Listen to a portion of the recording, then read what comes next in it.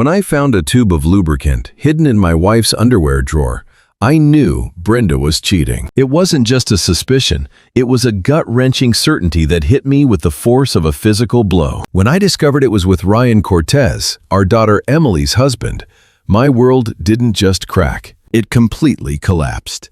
Brenda wasn't just a cheating wife. She was a woman willing to betray her own flesh and blood. But as I stood there in our bedroom, staring at that hidden tube, I had no idea that the betrayal ran far deeper than infidelity. My name is Arthur Coleman, and I am about to tell you how I discovered my wife of 38 years was planning to kill me for my life insurance money. It wasn't just the heartbreak that nearly destroyed me. It was finding out she was plotting my demise with our own son-in-law. The moment I knew something was fundamentally wrong came on a quiet Friday afternoon. For weeks, Brenda had been acting strange. My blonde 59-year-old wife, who used to greet me at the door with a warm smile after my shifts at the hardware store, suddenly couldn't look me in the eye. She was constantly on her phone, angling the screen away whenever I walked by, and she had started wearing expensive perfume again, a habit she had abandoned years ago. Then there was Ryan Cortez. The 33-year-old landscaper, married to our daughter Emily, had been showing up at our home constantly, always with flimsy excuses. He needed to borrow tools. He wanted to check the sprinkler system. He was worried about the oak tree in the front yard. But I noticed a pattern. Ryan only came over when I was supposed to be working late. That Friday, I came home early with a splitting migraine and found Ryan's white pickup truck parked boldly across the street. I walked quietly into the house, my headache throbbing in time with my heartbeat, and heard voices coming from the kitchen. It was Brenda's laugh, but it was different. It was younger, flirtatious, a sound I hadn't heard directed at me in a decade. "You are terrible," I heard her say, her voice dripping with affection, followed by Ryan's deep, throaty chuckle. When I walked into the kitchen, Brenda jumped up so fast her chair screeched against the floor. Ryan was leaning against my counter, drinking coffee from my favorite mug, looking perfectly relaxed. "Arthur," Brenda said, her voice too bright, too loud. "You're home early." Ryan flashed his easy, charming smile. "Just checking that irrigation system article. Noticed some brown spots on your lawn?" The explanation was reasonable on the surface, but the energy in the room was suffocating. Brenda's flushed cheeks, the way they had both startled when I appeared, the intimate proximity they had been standing in before I entered. It all screamed of deception. Ryan left quickly after that, but I caught the look that passed between them. It lasted only a second, but it was heavy with meaning. A silent promise to continue their conversation later. That night, Brenda was unusually attentive, making my favorite pot roast and fussing over my headache. But her kindness felt performative, like an actor overplaying a role to distract the audience. The next morning, looking for my reading glasses, I opened Brenda's dresser drawer, and my fingers brushed against that tube of personal lubricant. Expensive, high-end, and hidden beneath her nightgowns like a guilty secret. Brenda and I hadn't been intimate in over 2 years, accepting it as a natural part of aging. So why did she have this? I put it back exactly as I found it, my hands trembling. The woman sleeping peacefully beside me suddenly felt like a dangerous stranger. I needed concrete evidence. I needed to hear the truth with my own ears, because my heart refused to believe what my gut was telling me. Monday morning, I kissed Brenda goodbye, feeling the coldness of her lips, and drove to work with my mind racing. Decades in retail management had taught me about security and surveillance. So during my lunch break, I bought a small, high-quality digital voice recorder with voice activation technology. That afternoon, I called Brenda. "Hey, honey, I'm working late tonight. Inventory at the store. Don't wait up." "Oh, okay," she said, and I heard the unmistakable relief in her voice. "I'll just heat up leftovers." At 5:30 p.m., instead of heading home, I parked 3 blocks away and doubled back on foot through the neighborhood, feeling like a spy in my own life. I entered through the back door, moving silently through the shadows of the house I had paid for. I could hear the shower running upstairs. Brenda was getting ready. Working quickly, I hid the recorder behind the books on the living room shelf, tucking it between photo albums we never looked at anymore. I tested it once, whispering, playing it back, and it was crystal clear. I slipped out just as Brenda called down. "Arthur, is that you?" I feigned that I had just stopped by for a water bottle and left again, driving away to wait. Within 10 minutes, Ryan's truck pulled up. I sat in my truck at the end of the block for an hour, watching the drawn curtains, imagining the worst. But the reality was far more sinister than simple adultery. The next evening, I sat in my truck in the store parking lot, the retrieved recorder in my hand. I was terrified to press play. When I finally did, the first few minutes were just the sounds of them meeting. Intimate, sickeningly affectionate. "Sorry, baby," Ryan's voice said. Traffic was murder. I fast-forwarded through the small talk until the tone of their voices changed. Ryan became serious. "So, did you call the insurance company?" My blood ran cold. "I did," Brenda replied, her voice clear and calm. "The policy is definitely $500,000, and I am the sole beneficiary." "Good," Ryan said. "And you're sure he doesn't suspect anything?" "Arthur. No. He's clueless. He thinks I'm just going through menopause. He has no idea I know about his high blood pressure medication." I pressed pause, my hands shaking so violently I nearly dropped the device. I didn't have high blood pressure. I had never been diagnosed with it. What were they talking about? I hit play again. "The pills I got from my contact at the pharmacy look identical to his regular vitamins," Ryan was saying. "But these will gradually increase his blood pressure over time. Make it look like a natural heart attack." "How long?" Brenda asked. "Maybe 3 months, 4 at the most. At his age, with his stress levels, no one will question it, especially after I start adding the extra sodium to his food." I felt like I was going to vomit. They weren't just sleeping together. They were actively poisoning me. $500,000. Brenda said dreamily. "We could disappear to Costa Rica like we talked about. Buy that little beach house, and your daughter won't suspect anything," Ryan asked. "Emily. She's too busy with her work to pay attention. Besides, she thinks you're good for me after all these years with boring old Arthur." The casual way she dismissed our 38-year marriage, calling me boring old Arthur while plotting my death, cut deeper than any knife. "What about the house?" Ryan asked. "I'll sell it after a decent mourning period. Maybe 6 months. Then we're free." There was a pause, followed by the wet, sickening sound of kissing. I ripped the earphones out, unable to listen to another second. I sat there in the parking lot, surrounded by the familiar, mundane sights of my workplace, while my entire reality crumbled into dust. My wife wanted me dead. My son-in-law, the man I had welcomed into my family, was the executioner. They were going to kill me, take my money, and leave my daughter Emily devastated while they sipped cocktails on a beach in Costa Rica. I rushed home, my heart pounding against my ribs, and went straight to the medicine cabinet.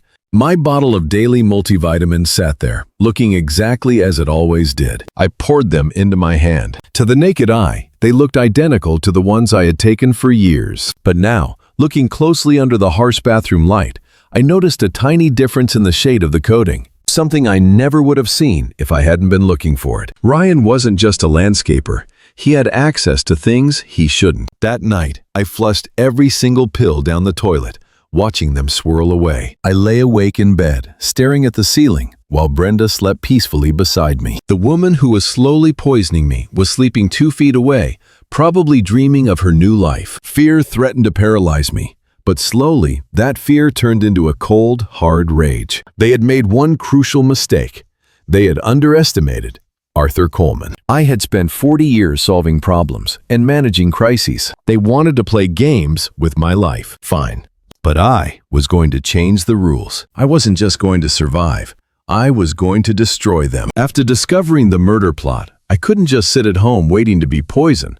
I needed to know everything about the man who intended to end my life. If I was going to fight back against Ryan Cortez, I needed ammunition, and I needed to understand exactly what kind of enemy I was dealing with. The next morning, I called in sick to the hardware store, something I hadn't done in nearly a decade, and parked my truck down the street from Ryan's apartment complex. At 8:15 a.m., he emerged, looking crisp and professional in his landscaping uniform, and climbed into his white pickup truck. I followed him, keeping a safe distance of 3 cars back, my heart hammering against my ribs. Ryan's first stop wasn't a job site. It was a grocery store on the highway. He went inside for 20 minutes and came out with a small bag, shopping like he was running errands for a household, not buying lunch for a work crew. From the grocery store, Ryan drove to Palmilla, one of the most upscale neighborhoods in our city. He pulled into the driveway of a beautiful Mediterranean-style house with manicured gardens that clearly didn't need his professional attention. I parked down the street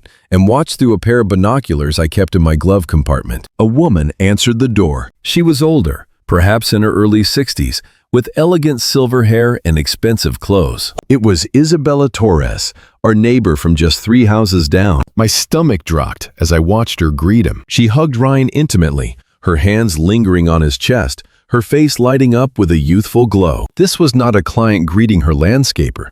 This was a woman greeting her lover. Ryan carried the grocery bag inside, playing the role of the devoted partner, and didn't come out for over an hour. When he finally emerged, his hair was slightly messed up, and his shirt was wrinkled. Isabella stood in her doorway, wearing a silk robe, waving goodbye with the same dreamy, infatuated smile I had recently seen on my own wife's face. The reality of the situation began to settle in my gut like a heavy stone. Ryan wasn't just cheating with Brenda. He was running a full-scale operation. I continued to tail him as he drove to Hyde Park, where another older woman, this one maybe in her late 50s, greeted him with intimate familiarity. Then he went to West Chase, where a third woman, probably 65, practically pulled him inside her front door. By noon, I had watched Ryan visit 4 different women, all older, all living in wealthy neighborhoods. At each location, he stayed for roughly 45 minutes to an hour. Ryan Cortez wasn't just a wayward son-in-law. He was a professional predator, a gigolo targeting older women with money and loneliness to spare. I sat in a McDonald's parking lot, trying to process what I had witnessed. Ryan was systematically seducing wealthy women in their 50s and 60s. But why? The answer hit me with the force of a punch. Brenda wasn't special to him. She wasn't the love of Ryan's life or his soulmate. She was just another mark in his sugar mommy hunting operation. She was another lonely older woman with assets to exploit. But Brenda was different in one terrifying way. Brenda had a husband with a $500,000 life insurance policy. Brenda had a husband who could be murdered to make Ryan rich enough to disappear forever. That afternoon, fueled by a cold, calculating rage, I drove back to Isabella Torres's house and knocked on her door. She answered in the same silk robe she had worn for Ryan, her cheeks still flushed. "Arthur, what brings you by?" she asked, surprised to see me. "Isabella, I need to ask you something important," I said, my voice steady despite the turmoil inside me. "Are you involved with Ryan Cortez?" Her face went white, then a deep, guilty red. "What do you mean?" "I saw him here this morning, Isabella. Ryan is married to my daughter, Emily. He is also having an affair with my wife, Brenda. And now I see him with you. You aren't the only one." She staggered backward, gripping the door frame for support as if the ground had shifted beneath her. "That's impossible. Ryan loves me. He told me he's going to leave his wife for me. Has he asked you for money?" I pressed, stepping closer. "Has he asked for access to your accounts?" The devastation on her face told me everything I needed to know before she even spoke. Ryan Cortez was a professional con artist, and he had been playing all of us like fiddles. Isabella broke down, crying right there on her doorstep, revealing the true scope of Ryan's operation. "He said his landscaping business was struggling," she sobbed, burying her face in her hands. "I've given him $15,000 over the last 6 months for equipment, truck payments, business investments." My blood boiled. "What about your will, Isabella?" Her face crumpled further. "He helped me update it last month. I made him a beneficiary for $25,000. Ryan wasn't just stealing money. He was positioning himself to profit from their deaths. Over the next 2 days, I quietly investigated Ryan's other victims. What I discovered was a systematic con game that had been running for at least 2 years. Helen Park in Hyde Park had given Ryan over $30,000 for various emergencies. Ryan had promised to marry her while slowly bleeding her dry. Diane Brooks in West Chase had been paying Ryan's rent for 8 months. She thought they were living together, but Ryan had convinced her he needed his own place for business purposes. Joyce Mitchell in South Tampa had bought Ryan a new truck as an engagement gift, believing he would propose on her 70th birthday. Each woman thought she was Ryan's only love. Each woman was being financially exploited. Each had been manipulated into changing legal documents in Ryan's favor. But Brenda was the biggest prize of all. Brenda wasn't just giving money. She was helping commit murder for a $500,000 payout. Ryan had researched his targets carefully. Lonely widows and unhappy wives with significant assets. I estimated he had stolen over $100,000 in cash, with potentially millions more in inheritance money if his plan succeeded. That was when I made my decision. This couldn't just be about revenge on Brenda and Ryan for trying to kill me. This had to be about protecting all of Ryan's victims. and ensuring he could never hurt another woman again. Ryan thought he was smart, targeting older people he assumed were vulnerable and naive. But he had made one crucial mistake. He had targeted the wrong man's wife. I had spent my career solving problems and managing crises. I knew how to plan, execute, and permanently resolve issues. Ryan wanted to play games with people's lives. Fine. I was going to end his game once and for all. The plan forming in my mind was elegant in its simplicity. Ryan had used intimacy as a weapon against these women. I was going to use that same intimacy to destroy him publicly, humiliatingly, in a way that would expose his crimes to everyone and ensure he could never victimize another soul. Brenda thought she was going to be rich. Ryan thought he was going to disappear to some tropical paradise with stolen money. They were both wrong. I was going to make sure the whole world saw exactly what kind of monsters they really were, and I knew exactly how to do it. That night, I sat in my garage workshop, surrounded by the comforting smell of sawdust and oil, my mind working like the problem-solving machine it had been for 40 years. Ryan and Brenda wanted to destroy me, fine, but I was going to destroy them first. And I was going to do it in a way that exposed their crimes to the entire world. The plan had to be perfect. It had to be public, and it had to ensure that Ryan could never hurt another woman. My years managing the hardware store had taught me about chemicals, adhesives, and industrial supplies. I knew exactly what I needed, and I knew how to get it without raising suspicion. The centerpiece of my plan was elegantly simple. Ryan and Brenda were using intimacy as their weapon, plotting my murder in the very bed I used to share with my wife. I was going to turn that weapon against them. They wanted to be together. I was going to make sure they were stuck together, literally.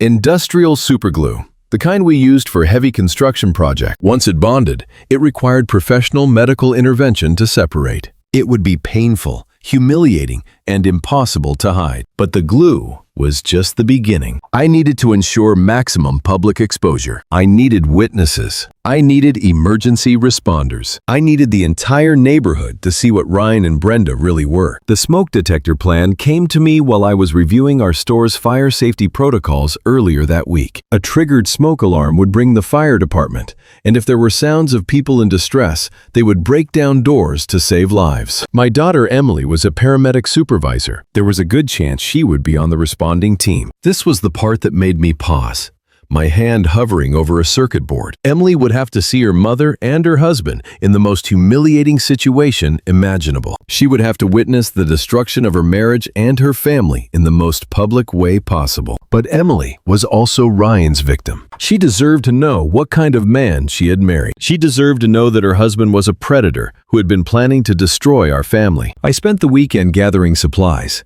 Industrial superglue from our warehouse, a Bluetooth speaker small enough to hide but loud enough to simulate screams for help, smoke detector batteries, and a remote trigger system I built using electronics knowledge from my early days in retail. The hardest part was getting access to Brenda and Ryan's meeting place without alerting them.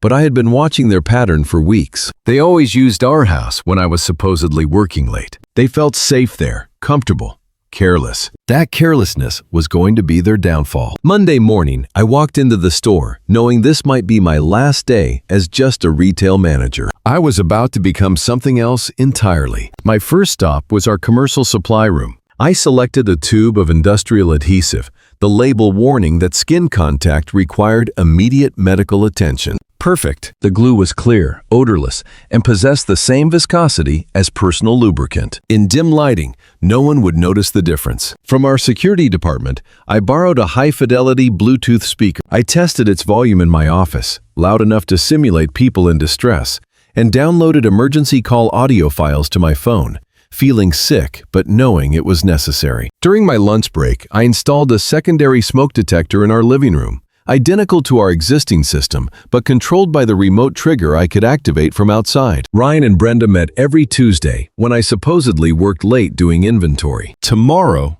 was Tuesday. Tomorrow, their routine would become their trap. Tuesday morning, the air in the kitchen felt heavy with lies. I poured coffee and looked at Brenda. "Honey, I'll be really late tonight," I said, keeping my voice steady. "Complete inventory of the garden center. Might not be home until 10. Brenda didn't even look up from her phone, but I saw the corner of her mouth twitch. "Oh, that's fine," she said, excitement barely hidden beneath a mask of indifference. "I'll just watch TV and go to bed early." "Don't wait up."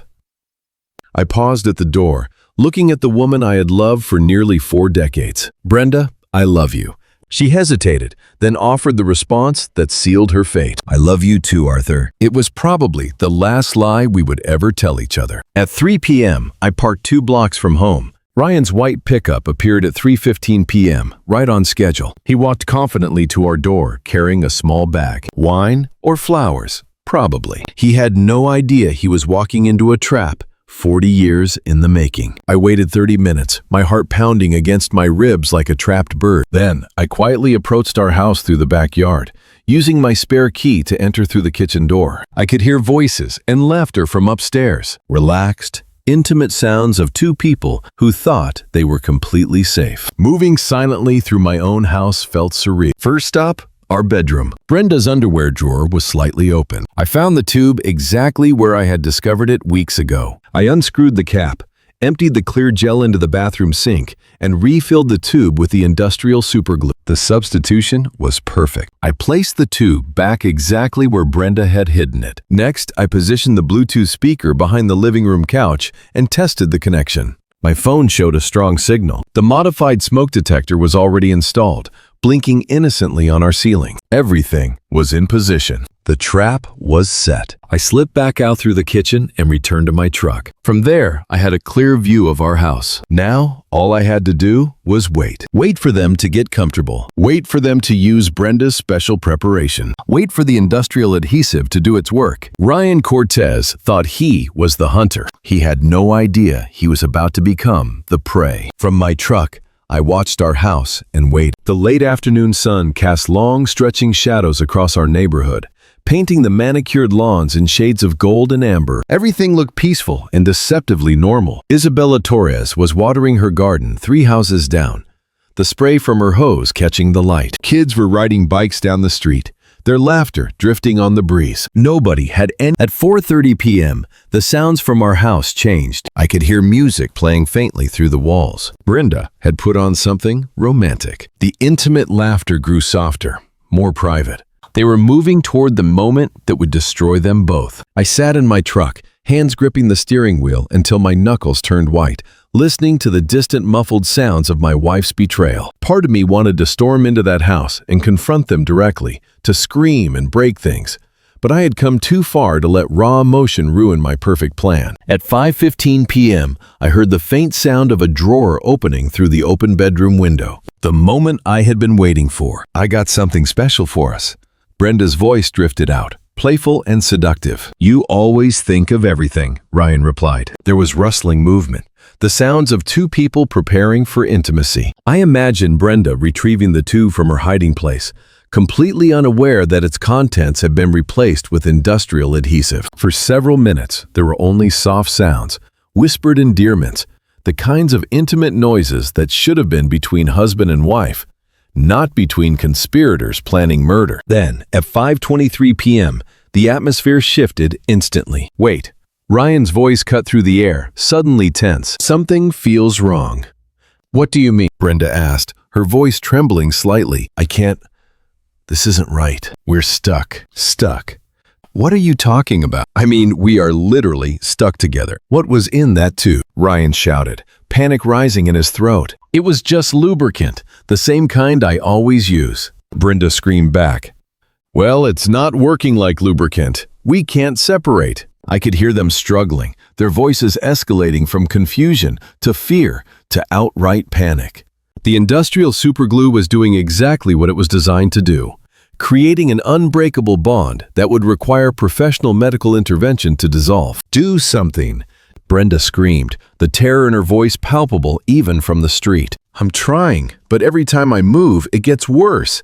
This can't be happening." Their panic was music to my ears. For weeks, they had been calm and confident, planning my death like it was a business transaction. Now they were learning what it felt like to be trapped with no escape. But their real humiliation hadn't even started yet. I reached for my phone and opened the app that controlled my smoke detector. Time for the neighborhood to meet the real Ryan Cortez and Brenda Coleman. I sat in my truck, listening to their panicked voices through our bedroom window, and smiled for the first time in weeks. The industrial superglue was working perfectly. Now it was time for the real show to begin. I pressed the button that would change everything. Immediately, the modified smoke detector in our living room began shrieking. The piercing alarm cut through the quiet Tuesday afternoon like a knife, echoing off the houses in our peaceful neighborhood. But that was just the beginning. I activated the Bluetooth speaker and pressed play on the audio file I had prepared. Suddenly, terrifying sounds of people screaming for help began broadcasting from inside our house. "Help us! Fire! We're trapped!" The recorded voices sounded desperate, authentic, like people facing imminent death. "Please, someone call 911. We can't get out." The combination of the smoke alarm and the screaming created exactly the emergency scenario I had planned. Within seconds, neighbors began emerging from their houses, looking around in confusion and alarm. Isabella Torres dropped her garden hose and ran toward our house, her face pale. "Oh my God, Arthur and Brenda's house is on fire." Mr. Park from across the street grabbed his phone, his hands shaking. "I'm calling 911.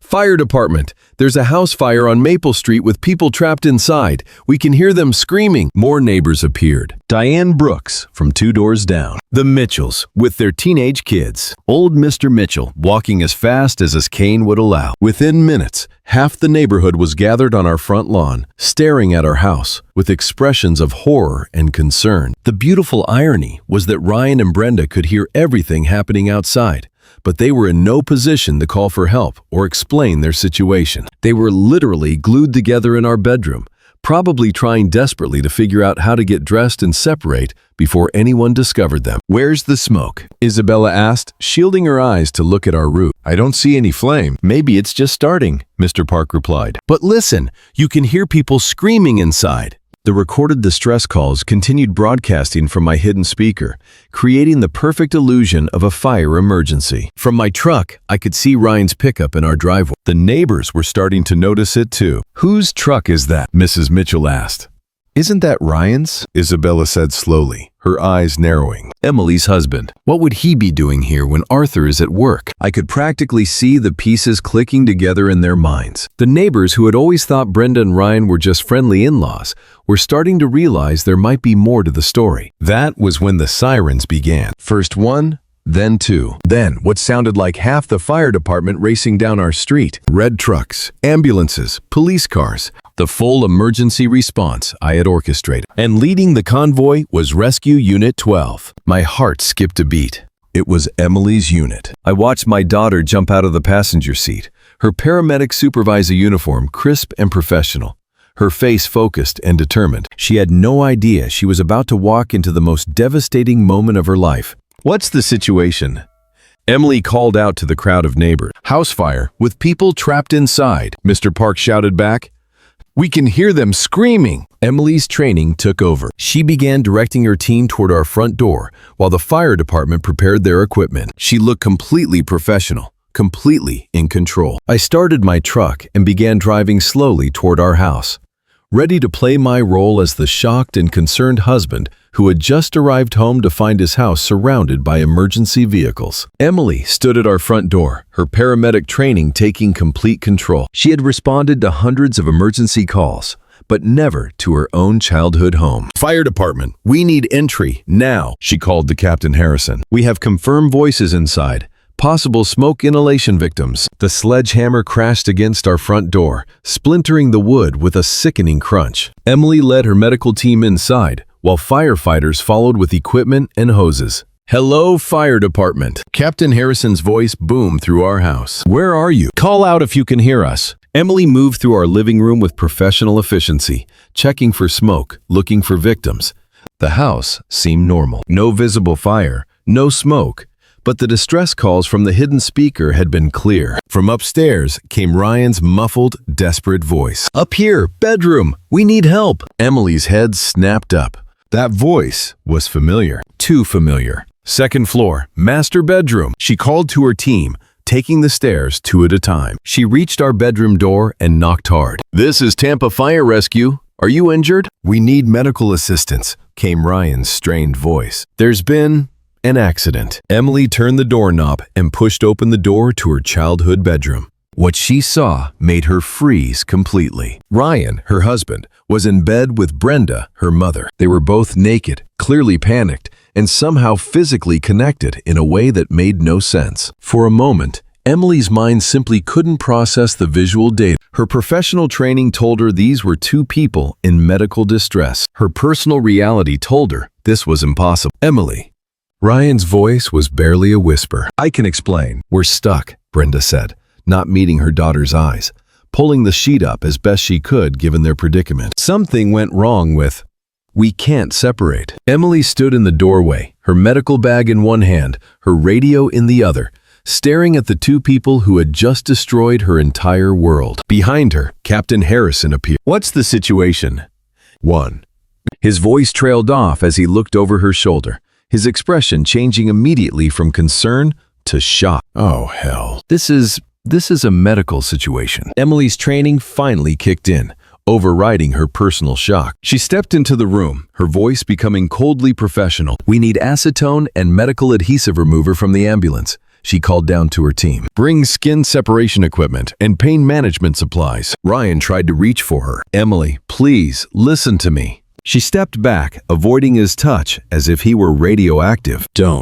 Just don't talk right now. Brenda was crying, but Emily couldn't tell if it was from physical pain or emotional distress. Maybe both. How long have you been like this? Emily asked, her medical training forcing her to gather information. About an hour, Ryan replied. We tried everything. We can't move without severe pain. Emily nodded curtly and spoke into her radio. This is Unit 12. We need additional medical support for adhesive extraction. 2 patients, conscious and alert. As her team brought up the medical supplies, Emily worked with mechanical precision. She had separated people from industrial adhesives before, workplace accidents, pranks gone wrong, but never her own mother and husband. The irony wasn't lost on her that she was literally pulling apart the 2 people who had torn her family apart. While Emily worked upstairs to separate Ryan and Brenda, I played my role perfectly outside. The crowd of neighbors had grown larger, and word was spreading through our Tampa suburb like wildfire. I just can't believe this,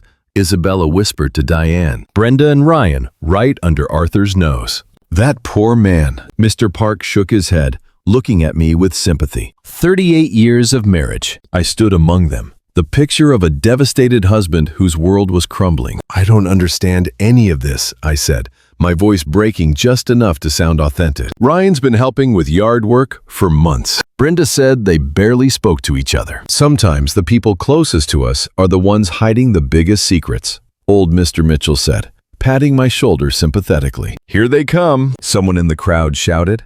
The front door opened and Emily emerged. First, her face was a mask of professional composure that couldn't quite hide her personal devastation. Behind her, 2 paramedics wheeled out a stretcher. Ryan was on it, covered by a white sheet, but his face was visible and bright red with humiliation. He couldn't look at anyone in the crowd, especially not at me. The neighbors pressed closer, everyone trying to get a better view. Camera phones flashed from every direction. Ryan Cortez. Isabella Torres called out loudly, her voice trembling with anger. How could you do this to Emily? To this family. Ryan turned his face away, but there was nowhere to hide. The entire neighborhood was witnessing his ultimate walk of shame. A second stretcher appeared with Brenda, also covered, but clearly conscious and mortified. She was crying, not from physical pain, but from the devastating humiliation of being caught in the most compromising situation imaginable. Brenda Coleman. Diane Brooks announced loudly enough for everyone to hear. I am absolutely shocked. After everything Arthur has done for you. The crowd murmured agreement, their sympathy clearly with me. I had become the victim, the wronged husband, the man who deserved everyone's support. Emily, I called out, as the stretchers were loaded into separate ambulances. What hospital are you taking them to? She looked at me with eyes full of pain and confusion. Tampa General. Dad, I'm so sorry. I had no idea this was happening. None of us did, sweetheart, I said, my voice gentle. None of us could have known. 2 hours later, I sat in Tampa General's waiting room, playing the concerned husband perfectly. The emergency staff whispered about the unusual case. 2 people glued together wasn't something they saw daily. Emily appeared, emotionally drained, but still in her paramedic uniform. How are they? I asked. Physically fine, she said quietly. Doctors used acetone and solvents to separate them. Some skin irritation, but no permanent damage. Can I see Brenda? I asked. Are you sure you're ready? 38 years doesn't end without some conversation. I found Brenda's room and knocked softly. She started crying when she saw me. Arthur, I'm so sorry. I never meant for this to happen. I sat down, feigning hurt and confusion. A nurse entered with a small tube. Mrs. Coleman, apply this healing gel to any skin irritation. It should help with inflammation. Thank you, Brenda said, placing the tube on her bedside table. I should let you rest, I said, stand. We'll talk tomorrow. I kissed her forehead and left. Once in the hallway, I ducked into a supply closet I had noticed earlier. From my jacket, I pulled out concentrated capsaicin cream, industrial strength, from the hardware store's pest control section. Nearly identical to the healing gel the nurse had delivered. I waited 10 minutes, then walked back. I slipped into Brenda's room while she was dozing. Working quickly, I switched the tubes. The capsaicin cream looked identical to the medical gel. Brenda would never notice until she applied it to her irritated skin. I pocketed the real gel and left silently. Phase 2 was in motion. I walked down the hall to room 216. Ryan was awake, staring at his phone. Arthur, he said, looking up with shame and fear. I don't know what to say. I entered the room. Ryan, I trusted you. Before he could respond, a nurse entered with an identical tube of healing gel for him. Ryan took the tube and set it on his bedside table. Thank you. The nurse left. I continued our conversation for a few more minutes, playing the wounded father-in-law. When I was sure Ryan was sufficiently distracted by guilt, I excused myself. I need some air. I left his room, waited in the hallway, and then slipped back in when he dozed off. I quickly switched his healing gel with another tube of concentrated capsaicin cream. Now both of them would experience the burning consequences of their betrayal. I returned to the waiting area and sat with Emily. An hour later, the screaming began. Help! It burns! It's like fire! Brenda's voice from room 214 was high-pitched with panic. Seconds later, Ryan's voice joined in from room 216. Nurse, the gel! Something's wrong with this gel. Emily jumped up immediately. That's Mom. We rushed toward the rooms as medical staff converged. The industrial-strength capsaicin was doing exactly what I had hoped, delivering a burning reminder of their betrayal that no amount of apologizing could soothe. As the medical team continued treating Brenda and Ryan for what they assumed was a freak allergic reaction to the hospital's healing gel, I noticed a commotion near the elevator bank. Isabella Torres had arrived, looking agitated and fiercely determined. She marched straight toward us, her face flushed with a mixture of anger and purpose, clutching her purse as if it contained a weapon. Arthur, she called out, her voice echoing in the sterile hallway. I heard about what happened today, about Ryan and Brenda being caught together. I stood up, playing the peacemaker. Isabella, this really isn't the time, I said gently, gesturing toward the rooms where groans of pain were still audible. As you can see, we're dealing with a medical emergency. No, Arthur, she said firmly, her voice carrying an edge of steel I had never heard before. This is exactly the time, because I have something very important to tell you about Ryan Cortez. Emily looked up from where she had been consulting with a doctor, her brow furrowed. Mrs. Torres, what do you mean? Isabella looked between Emily and me, then toward Ryan's room. I mean, your husband isn't who you think he is, Emily. And Arthur, what happened to you today? You aren't Ryan's only victim. The hallway went quiet, except for the continued beeping of monitors. Even the nurses seemed to sense that something significant was about to be revealed. Isabella took a deep breath, her hands shaking with emotion. Ryan Cortez has been lying to all of us. Your husband has been having an affair with me for 8 months. He told me he loved me, that he'd leave you. He took $15,000 from me for his struggling business. Emily staggered backward as if slapped. That's impossible. After hearing about today, I started making calls.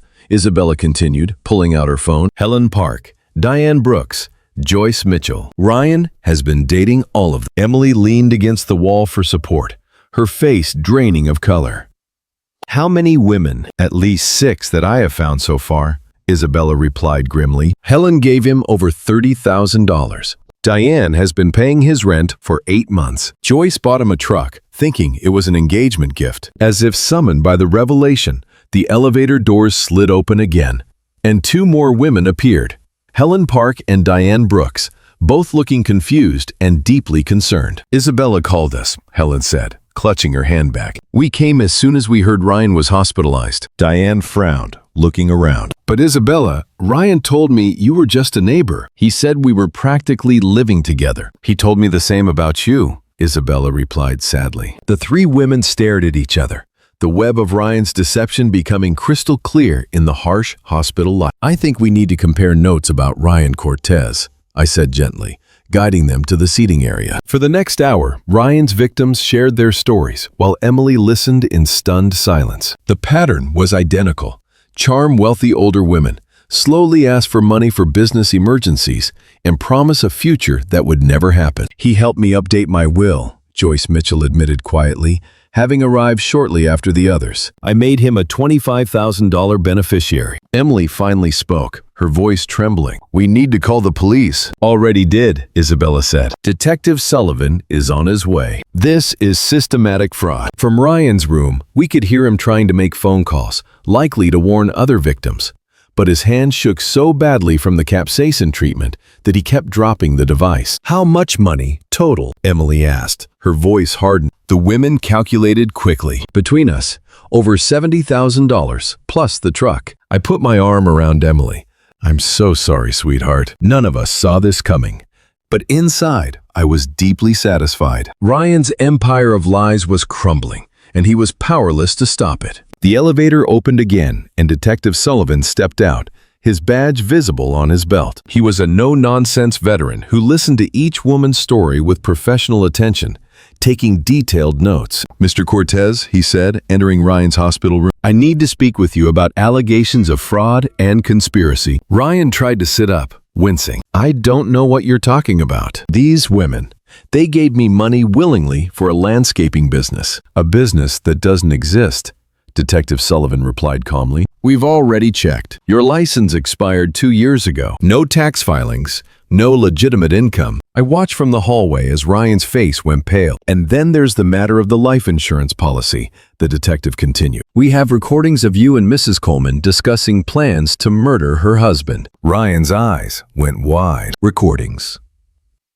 That's impossible. Technology is amazing these days, Mr. Cortez. Voice-activated digital recorders. I had given Detective Sullivan the recording device from our living room, along with copies of all the evidence I'd gathered. Ryan Cortez, you're under arrest for fraud, conspiracy to commit murder, and elder abuse, Detective Sullivan announced, pulling out handcuffs. Even with his hands still red and painful, Ryan was cuffed to his hospital bed. In the next room, Detective Sullivan's partner was reading Brenda her rights. Brenda Coleman, you're under arrest for conspiracy to commit murder and insurance fraud. Emily stood beside me, watching her mother and husband both being arrested. Dad, she whispered, how did you know to record them? I squeezed her shoulder. I didn't. I found that recording device behind the books after the fire department left. It must have been activated by all the commotion. Pure luck that it captured their conversation. It was a perfect lie, and Emily accepted it completely. Over the next few days, the story exploded across Tampa. Local landscaper arrested in multi-victim con game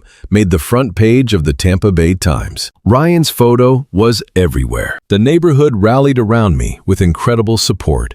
Casseroles appeared on my doorstep daily. Mrs. Mitchell organized a support group for Ryan's victims. The community saw me as the ultimate victim, a man who had been betrayed by both his wife and son-in-law. Ryan was denied bail due to flight risk, and the prosecutor found evidence of similar cons in 3 other states. He was eventually sentenced to 28 years in federal prison. Brenda was released on bail, but lost everything in the divorce. I kept the house, my pension, and my life insurance. Most satisfying was watching Ryan's other victims get justice. They recovered most of their money through asset seizures. Ryan Cortez, the charming predator, was finished. 6 months later, I stood in my kitchen making breakfast for Emily and myself. She had moved back home for a while to heal, and our morning routine had become comfortable. Good, Emily said, listening to the news on the radio about Ryan's final sentencing. He got what he deserved. She had been promoted to district supervisor at the paramedics, channeling her pain into her work. Dad, she said over coffee, I think I'm ready to get my own place again. Maybe that apartment complex on Davis Islands. It's close by. That sounds perfect, sweetheart, I smiled. What about you, Dad? Any thoughts about dating again? I laughed. After what I've been through, I think I'll stick to being a bachelor. Besides, I've got my hands full being the neighborhood's unofficial counselor for scam prevention. It was true. I had helped 3 other families identify potential predators since the story broke. That evening, we sat on our front porch, watching the sunset over Tampa Bay. "Dad," Emily asked quietly, "do you ever regret how everything happened?" I considered the question. I regret that you had to see what you saw. But do I regret that they faced consequences? Not for a second. As the sun dipped below the horizon, I felt a deep, genuine contentment.